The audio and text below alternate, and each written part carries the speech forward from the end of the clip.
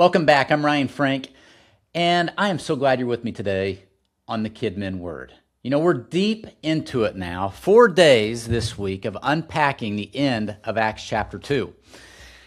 And today we land on verse number 46. The scripture says, "And day by day, attending the temple together and breaking bread in their homes, they received their food with glad and generous hearts." Now, I want you to notice the geography of this verse, because I think it matters more than we usually give it credit for. There are 2 locations here. They're attending the temple together. That's first. You know, those big temple courts, the big public, gathering place of worship. And then they're also meeting in homes, the small, ordinary, unseen places. And Luke tells us that the early church didn't pick one over the other. They lived in both. Every day, in the big room and the small room, in the public proclamation and the quiet kitchen table.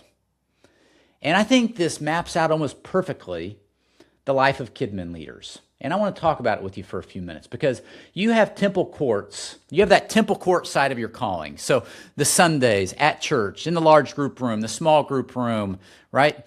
You've got the media and the countdown timers and the worship videos, and that's all important and good.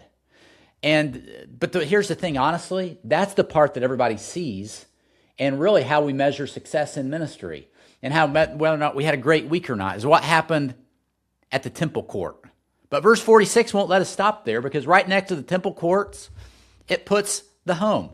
The breaking of bread in people's homes, the ordinary, simple meals with people who actually know you. And here's my honest read on this from years of doing ministry work, that the health of your temple courts and the ministry in your temple court is directly tied to whether you also have a home.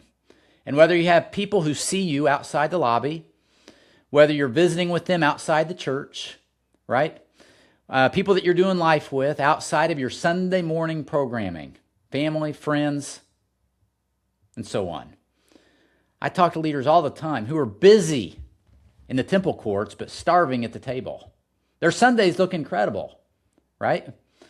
But relationships outside of Sunday, pretty non-existent. And it doesn't take long before those are the type people that start feeling really, really empty on the inside and start burning out. And here's the phrase that I don't want you to miss. They did this with glad and generous hearts, the end of verse 46 says. Not obligated hearts, not exhausted hearts, not just people who were doing what they had to do because it was expected, but glad and sincere hearts. And that's what a shared meal with real people is supposed to produce in you. And if your version of fellowship has started to feel like one more task on a list of things to do, rather than something that really gladdens your heart, you need to pay attention to that. So today I want to give you something very practical. And I hope that you'll really put this into place in your life. Before this week is over, you have a few more days, I want you to schedule an actual meal. Not a meeting with food, an actual meal with someone on your team or in your ministry who isn't just a task to manage. No agenda, no volunteer schedule to review, just bread in a home with people, the way verse 46 describes it. You don't have to have that meal this week, but schedule it. Because here's the truth that resides below this passage, and that is that a spirit-shaped community isn't sustained by just what happens in the big room. It's sustained by whether the people leading in the big room have a small room too. Temple courts and homes, public devotion and private kitchen tables.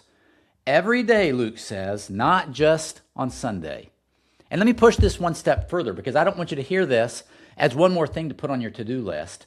This isn't about doing more. It's about making sure that the relational side of your ministry isn't the first thing that gets sacrificed when the calendar gets full.